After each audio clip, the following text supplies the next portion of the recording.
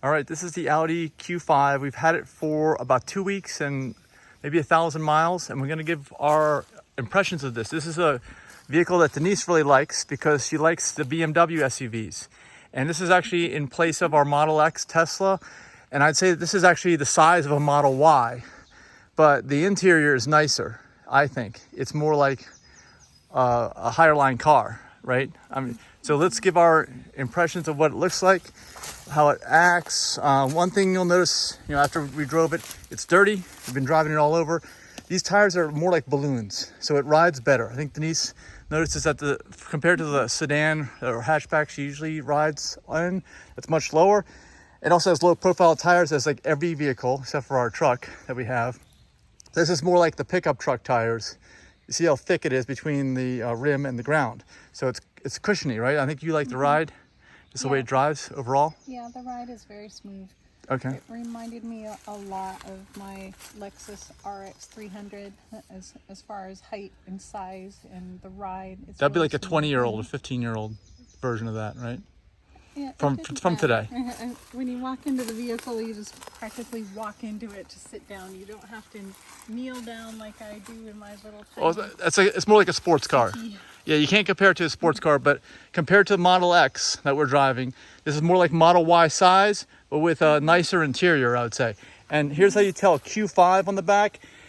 As we found out, it doesn't show you, but it's a turbocharged 4-cylinder, all right? So if you want to get the performance model, I forget what it's called. What was the name? Something in front of the Q? I don't remember, but yeah, it's something else in front of the Q. That's the 6-cylinder. It was an SQ. S, okay.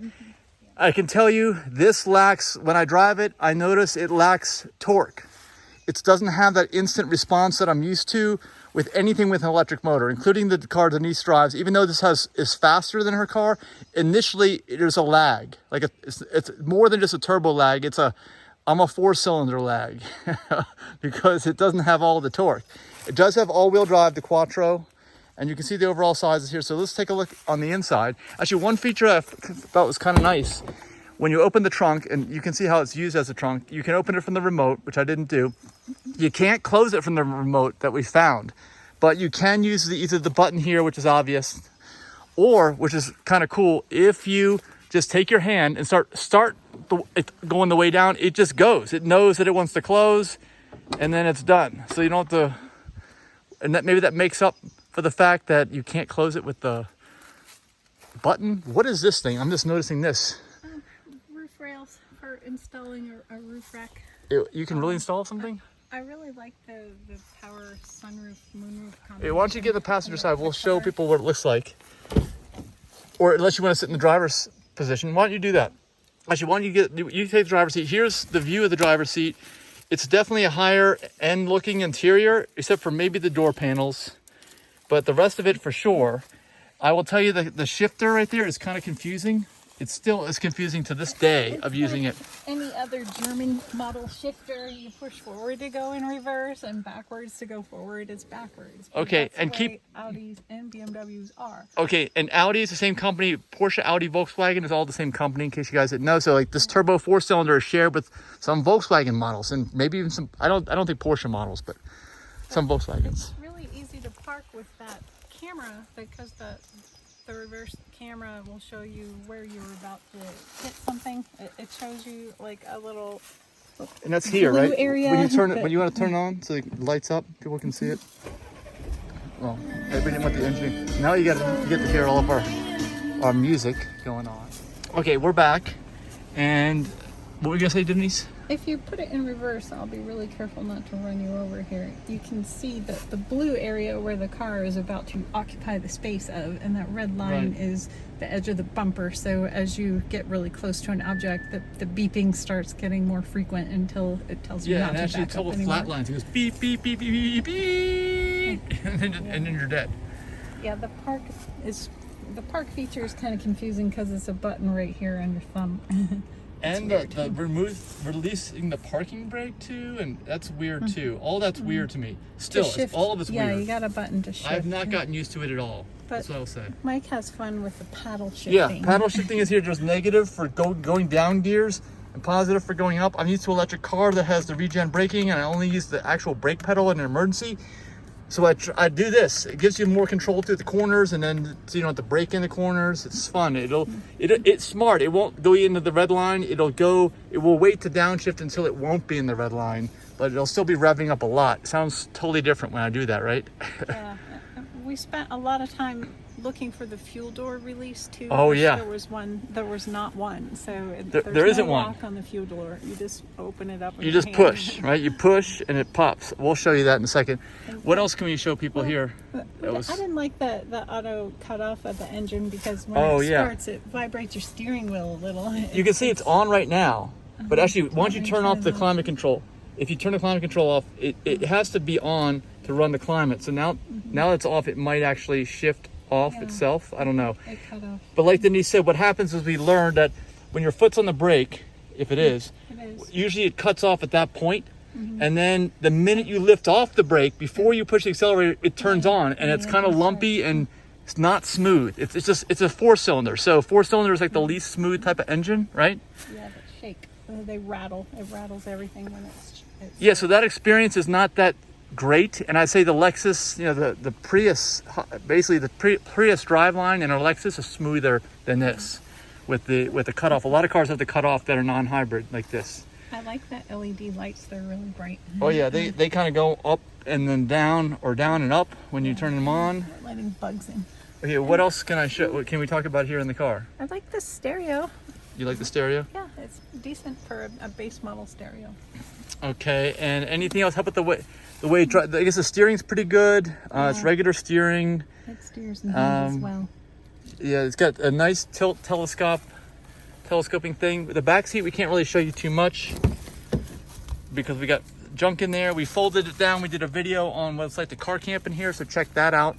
And how about the shade on the sunroof? You like the all glass? How do you open that thing? Can you show people how to open it? There's a button you just push to retract it, and then you can actually open the sunroof. You can tilt it up and let air in, but we've just kept it shut because it's too bright in here with it. Yeah, see, it's like a two-piece, so like Denise said, it lifts up.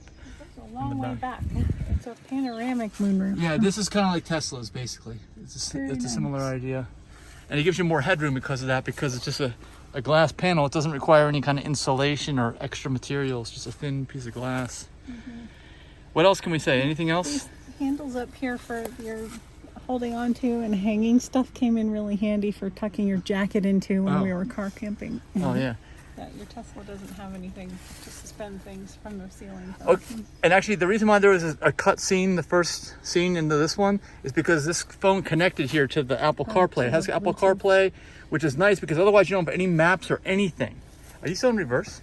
No. Okay. Yeah, but now we have Apple Maps or some kind of maps, and that's good because otherwise you have to pay for a subscription for all this stuff. It seems like, which is kind of messed up. Yeah. Cruise control, I use the cruise control, but it's nothing like the full self-driving or anything on Teslas. This is like old school driving. Like I said, I like the paddle shifters because it makes it seem like more like a manual transmission. And it seems like it corners well, but it doesn't have very high limits. This car does not, and from things I've read online saying that the stability control will cut in very quickly. Let me go around the other side here so you can see the rest of the car. See, they didn't mount the license plate right. It's supposed to go up here. I don't know why they did that. This is a rental car. So you can see the interior better here. I have my Obus form over there. The seats, I don't know if these are leather or not. Are they? Maybe? I think they are. Yeah, are they? Yeah, they feel like leather. But overall, it's like a higher end interior like even we're used to in Tesla. That's the thing. Smaller car, not as fast, and but a higher end interior. The VIN starts with W. That means it was made in West Germany. It does? Okay. Still don't make them here. Yeah. So it's a German car, I suppose. Yeah. So overall, what are I know you like this car because you seem to like smaller SUVs, and that's what this is. I love it. I wish I could keep it. I do not want to go back to my Lexus CT200H. You do? I don't. Oh, okay. Okay. Yeah, but that's a Prius driveline. It's based on the Matrix hatchback 4-door chassis.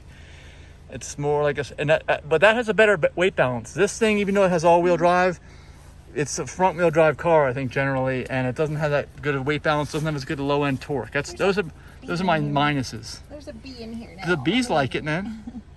I'm shutting it off. All right, she shut it off. And how about the turbo whine? We've heard that, like when you let off, when you have your foot on the accelerator and you're accelerating, and then you suddenly let off, you hear this, pshh, right? That's what it sounds like. Pshh. I don't need a turbo. Yeah, well, it's a lot less power.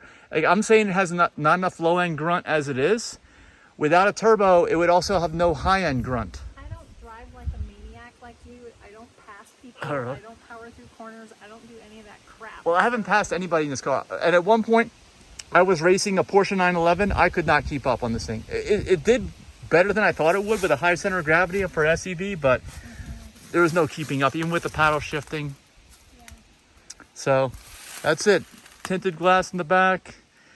Not that, overall, like I said, smaller dimensions than I would like too, but I guess if you like, it's easier to drive, right?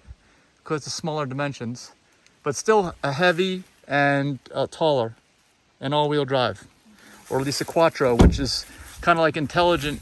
They say it's intelligent all-wheel drive where it automatically shifts from 2 to 4 and so on and so forth. So that's it. So what's your overall score out of 10 on this thing? I give it a 9.5. 9.5. So I didn't like the engine cut off and restart. So the engine restart was messes it up for you? Yep. Okay. All right. Well, that's it. Let us know in the comments what you think of if you've driven these vehicles. And, can you pop the hood so I can see the engine? I at least got to do it in this one. If you can even figure out how to pop the hood. I don't know how to do that. And there's a yellow jacket in the car. Uh-oh. Well, you'll get to see in real time how. We've also noticed cameras. There's a lane avoidance thing or departure thing. So there's something here, something there. Actually, those aren't cameras. Those are just sensors. I guess they're ultrasonic sensors. There's another one there, another one over there. I don't think these are cameras. These are probably like some kind of fog light. Denise is still searching for the hood opener. Icon for it, but I don't know how to work it. All right, let's figure this out in real time. See how intuitive this There's is. an engine icon there, but There it is. I pulled it and it didn't do anything. I didn't want to rip it off. The hood is like a clam shut. It just covers up a large part of the front of the car.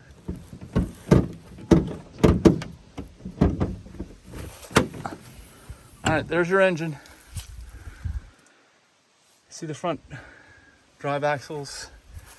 Not much else to look at, but there is a turbo in here. I don't really hear the turbo whine, except we hear the when you let off, but that's only if you are not listening to the radio. If you're listening to the radio, I never heard it. You only pointed it out after like 500 miles of driving. I never even noticed it before. So that's it. That's the end of our review. Denise gives a 9.5 out of 10. I'm not a big fan of ICE cars anymore. What is that computer? There's a whole computer right there. Yeah. Especially after just not having an electric car. It's so much faster and instantly responsive. The instant response is lacking from this. But otherwise, the interior, I say, is better. Yeah. That's what I would say is better. But it has all these buttons and stuff. Like, I don't see those in the Tesla. There's no buttons in the Tesla. All right, that's it. Thanks for watching.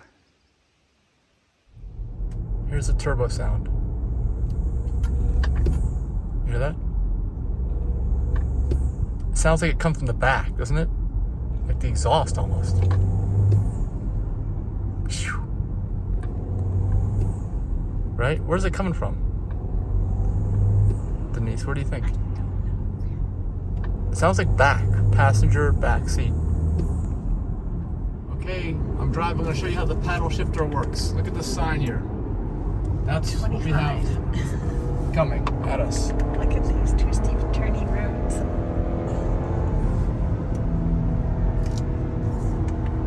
Sometimes it won't go up or down if it's too much. If it's gonna redline or something. But here.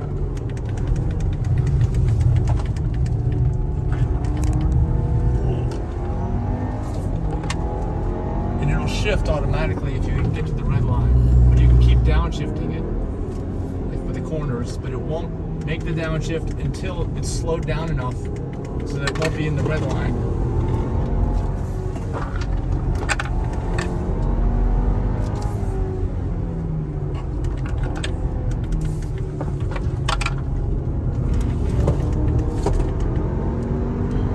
nice having the all-wheel drive, because if you start to lose traction in the front, it's front-wheel drive most of the time, then it shifts.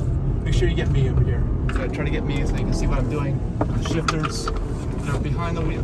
Each hand has a paddle shifter behind it. We can't see your shifters, but we can hear the obvious clicking and all the rattling of all the stuff flying around the passenger compartment.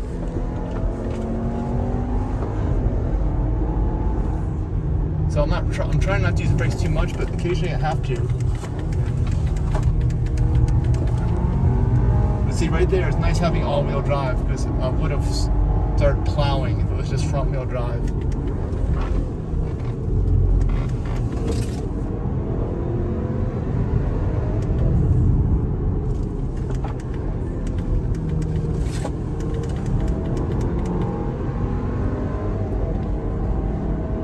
Get a couple more turns. This is 15 on it. We're going at 55.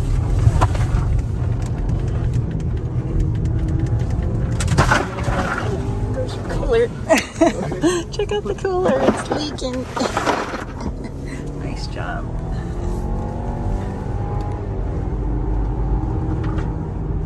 We still got a couple turns, right? Well, actually, we're almost to the top. There's this huge. We're gonna stop there because we gotta fix the cooler. Yeah, you probably leaked water all over these leather seats.